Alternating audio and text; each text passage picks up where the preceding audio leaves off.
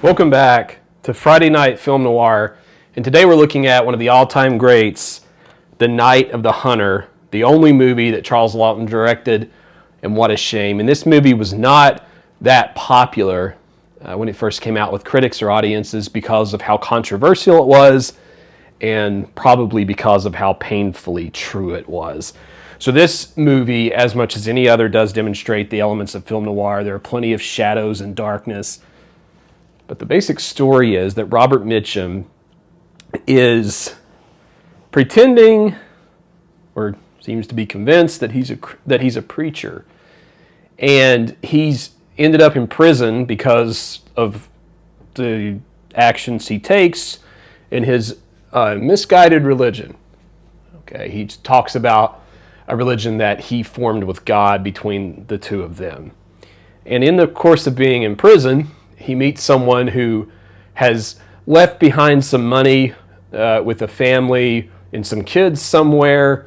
And when the preacher, played by Robert Mitchum, when he leaves prison, he goes in pursuit of that money under the guise of being a real preacher, which again, he kind of seems to think he is. And he pulls every trick in the book to really befriend these people. And it works really well. So a whole lot of this movie is about watching Robert Mitchum fool people with his song and dance and his pretense of being a holy man. And I wanted to talk a little bit about why this film is so impactful for me personally. This is one of, if not the very first black and white that I really invested myself into when I was first learning about movies. I got this for $1 whenever Blockbuster was closing. A DVD copy at the time, and now I have a Criterion Collection version. And it was so spot on correct as to what I was seeing in my own community. So I went to a Baptist Christian college with plenty of hypocrisy all around me. I'm not saying every Baptist is bad. I'm not saying all people who go to church are bad. I'm saying that I saw a lot of this preacher and this character in multiple men that I knew who were running congregations. And so this really hit me like in the gut in a very special way. Now, this is like a serial killer character that Robert Mitchum is playing. And now that I've seen more films, he reminds me a little bit of M, by Fritz Lang. This one of the very first movies with a, what's the word? Serial killer. Yeah. Okay. It reminds me a little bit of that. And I wouldn't be surprised if there was some inspiration there. I didn't know that at the time, but this movie has so much commentary on how we treat each other, our children. The children in this movie end up in some really dangerous situations trying to dodge and evade this preacher. At one point, he's even standing like outside of the window of the house, shrouded in darkness, and there's like a white fence, and he looks like some kind of ancient evil from something like Faust or one of the old black and white horror movies, maybe Phantom of the Opera. And the children are in so much trouble. I mean, they end up at one point on a river all alone, and they get looked down upon almost for being in such a precarious situation. And the suggestion that the film makes is that many preachers who don't have good intentions can fool anyone, especially a sweet old lady who every time this character says something, she falls for it. He has a whole speech about love and hate that he has tattooed on his fingers.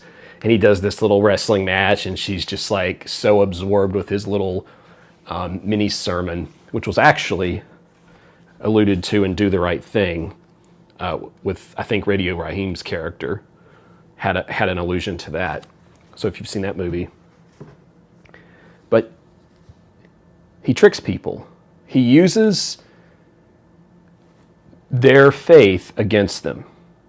And the older I've gotten and the more I've observed around me, the more I've realized that this villain is timeless. This villain now might have a Twitter account where he convinces 1 million followers, that he's really a man of God.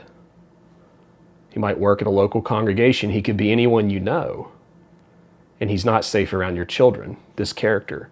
And I suspect that all of those implications at the time were extremely distressing and disturbing to many people who maybe hadn't questioned who they allow to be an authority figure in their lives and in their children's lives. And so it raises all kinds of difficult questions about faith, about trust, and it's kind of a bleak view of humanity overall. It's technically a superb picture.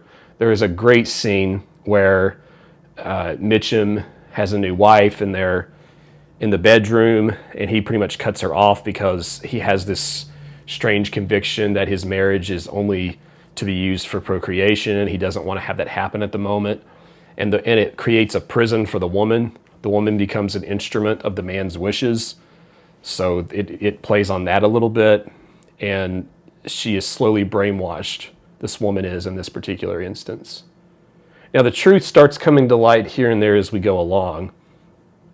But I don't think I've ever seen a film noir villain more terrifying than Robert Mitchum was here. And there's also, along with it, a good bit of entertaining, thoughtful black comedy that really lands.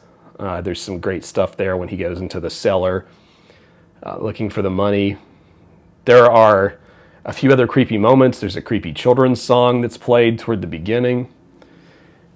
And without giving too much away, I believe this is a must-watch for anyone of faith, for anyone who goes to church, because I think that people need to be aware that not everyone who is in your faith group is acting in good faith. Not everyone has good intentions.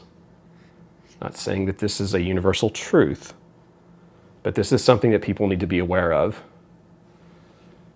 So this is a controversial movie, and plenty of people have strong reactions to it. What's your reaction to watching this picture, if you haven't, or what I'm even talking about in general?